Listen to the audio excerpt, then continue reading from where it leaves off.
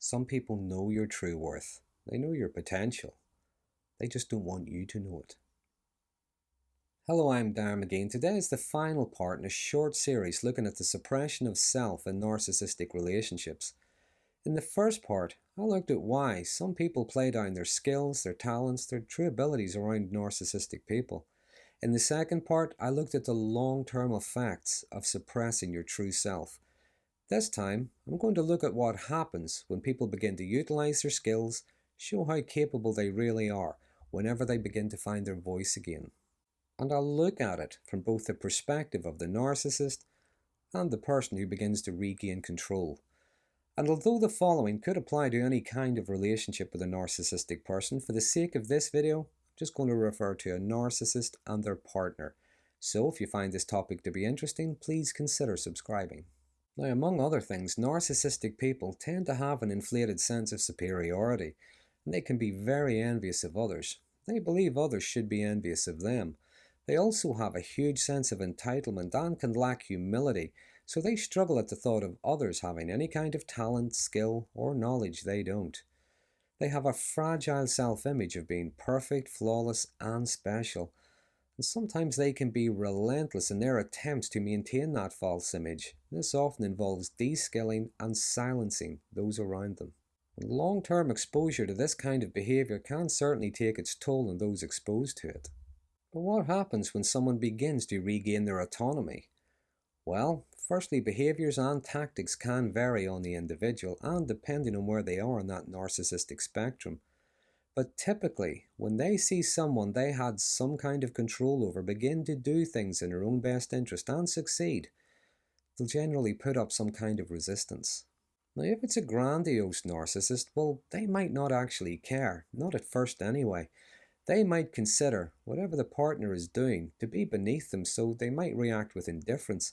They're more likely to try to assert their dominance if the partner starts to do quite well. It's like they fear losing their status. They don't like others succeeding at anything unless they own it or unless they can take the credit for it. And typical tactics could include being scornful, ridiculing the other person's efforts. They'll try to dominate conversations to silence them. They will insist they know best. With covert narcissism, you might see more underhand tactics. Now, this can involve mysterious illnesses that come and go out of nowhere, low mood, depression, whining about how unfair the whole thing is. Whatever the partner is engaging in is costing them dearly somehow. Many narcissistic people only really feel good about themselves if they're feeling better than others. So if they fear losing dominance, attention, validation, then maybe the lies, the gaslighting, that starts to increase. They'll remind the partner of all the times they failed at something, how the partner should always listen to them because they know best. After all, they're only trying to help. The partner is incapable of doing anything unsupervised. They might even bring up the most mundane or irrelevant examples as evidence. It's like, you burnt the toast 2 years ago, what chance do you have at that? There can be sabotaging behaviors, such as when the partner is out, there could be constant phone calls or text messages, each one becoming more irate or desperate if they're not answered. There could be arguments started over nothing if the partner is engaged in their new activity.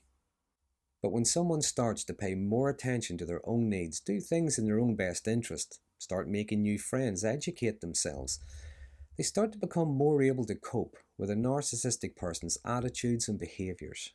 They begin to change their views and their opinions of themselves. But the narcissistic person's views start to change as well. They are not the only important thing in the partner's life, and this doesn't sit well with them. There could be pleas and accusations of how the partner is causing them such anxiety and misery, all of the terrible things that could happen if things don't go back to the way they were.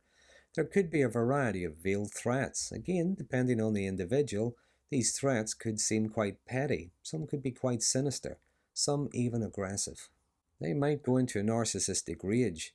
Narcissistic people can react with sudden and intense anger whenever they feel their self-image or ego is under attack. And this anger can be disproportionate to the situation. Or they might go into a narcissistic collapse. This usually happens when, despite all of their best efforts, they fail to get their own way. They don't get what they believe they're entitled to. None of their schemes or scams work. They can feel utterly defeated, and this can manifest as a shame-based depression. And again, depending on the person, what you might actually see is at some point them maybe look at the floor and mutter, "You really did work hard at that and you've done very well." It's almost like they sound defeated. Lastly, if all of their attempts to dissuade, sabotage, discourage, shame, or embarrass fail, if the partner begins to thrive, they might actually claim the credit.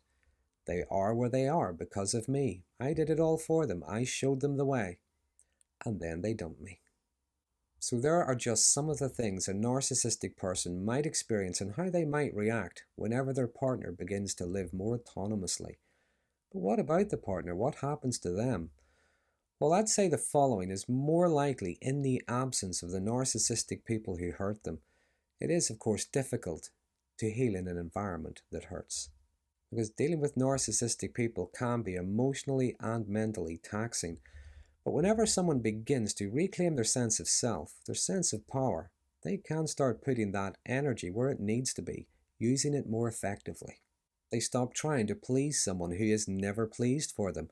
Stop trying to reason with someone who is continually unreasonable. Stop explaining themselves to someone who can't or won't listen. Instead, they use their energy on their recovery, their own moving forward. They begin to invest in themselves, in their own future. Now, in the short term, there can be uncertainty, doubt in oneself. There can even be a fear of making mistakes. But the more they make decisions for themselves, learn from their mistakes, pay attention to their little successes, the more they associate with those who treat them with dignity and respect, the more confident they can become. And as people begin to regain their power, find their voice, they may develop greater resilience in the face of future challenges and setbacks, even other narcissistic people's attempts to undermine their confidence.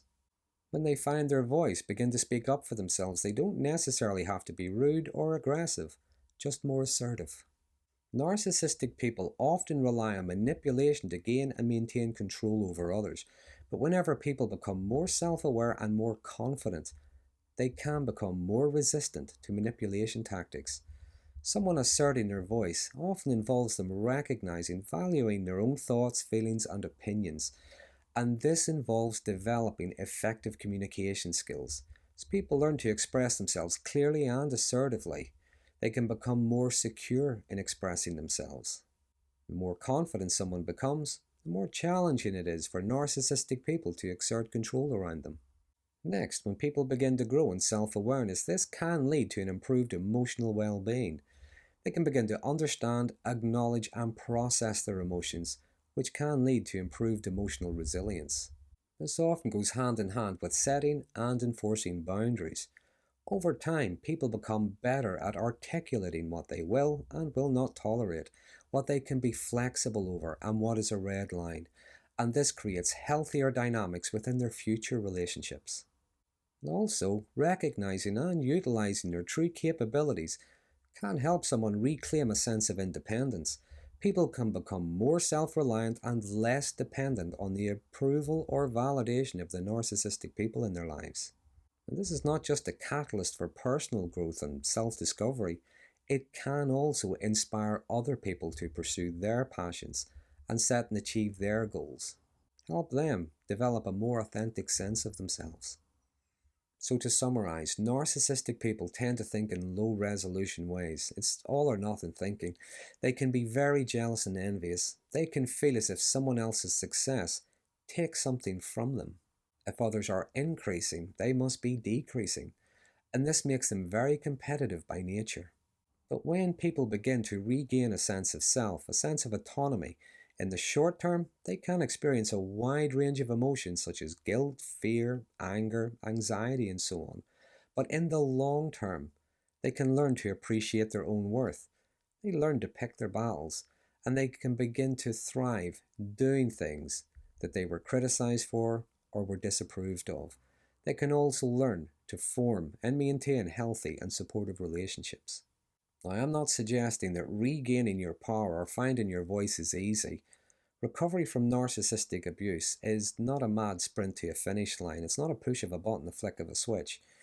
The erosion of confidence and self-esteem usually takes place over a long period of time. So does the healing. It takes patience and a bit of self-compassion. Now, I did a live stream on finding your voice and finding your way, which I'll add in the description of this video if there's anything there you'd find helpful. But I also have a playlist on handling difficult conversations, managing boundaries, and so on, if you think you'd find anything useful there. But as always, I would encourage people to seek the help of a mental health professional to help them to process, understand what happened, and find ways to help with recovery. So there are just some of the things that can happen when someone begins to regain their power following a narcissistic relationship. If there's anything I've missed, please feel free to use the comments section. But if there's anything you'd like to share about your journey of recovery that you think might help others, if you feel comfortable enough, please do so, share it. Someone reading it might benefit from your wisdom and your experience. But if you find this video to be helpful, please consider subscribing, and until next time, thanks for watching.